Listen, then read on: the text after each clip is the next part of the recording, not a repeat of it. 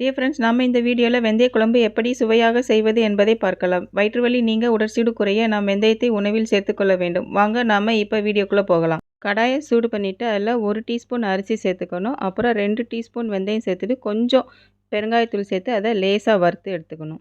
இப்போ இதை ஆறினோடனே மிக்சியில் போட்டு அரைச்சி பொடி பண்ணி வச்சுக்கோங்க. ஒரு கடாயில் 1 டேபிள் ஸ்பூன் அளவு எண்ணெய் சேர்த்துக்கோங்க. எண்ணெய் சூடானதோ கொஞ்சம் கடுகு சேர்த்துக்கோங்க. கடுகு பொரிஞ்சதும் கொஞ்சம் கருவேப்பிலை சேர்த்துக்கோங்க. இப்போ கருவேப்பிலை பொரிஞ்சதும் கொஞ்சம் பெருங்காயத்தூள் சேர்த்துக்கோங்க. இப்போ கட் பண்ணி வச்சுருக்க 5-6 பூண்டு பற்களை சேர்த்துக்கோங்க. அடுத்து கட் பண்ணி வச்சுருக்கிற 7-8 சின்ன வெங்காயத்தை சேர்த்துக்கோங்க.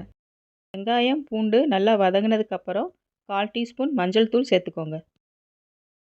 மஞ்சள் தூளோட பச்சை வாசனை போனதுக்கப்புறமா நறுக்கி வச்சுருக்கிற 2 தக்காளியை சேர்த்துக்கோங்க. தக்காளி நல்லா வதங்கினதுக்கு அப்புறமா 1 டீஸ்பூன் மல்லித்தூள், 1 டீஸ்பூன் வத்தல் தூள், 1/2 டீஸ்பூன் ஜீரகத்தூள் சேர்த்துக்கோங்க.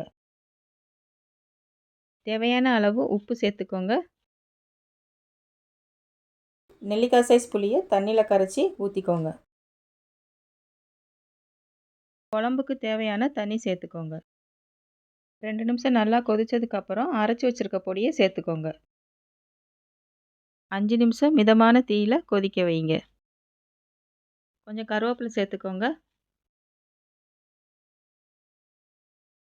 சுவையான ஆரோக்கியமான வெந்தய குழம்பு தயார். இந்த வீடியோ பிடிச்சிருந்தனா லைக் பண்ணுங்கள், கமெண்ட் பண்ணுங்கள், ஷேர் பண்ணுங்கள், மறக்காமல் சப்ஸ்கிரைப் பண்ணுங்கள். தேங்க்யூ ஃபார் வாட்சிங்.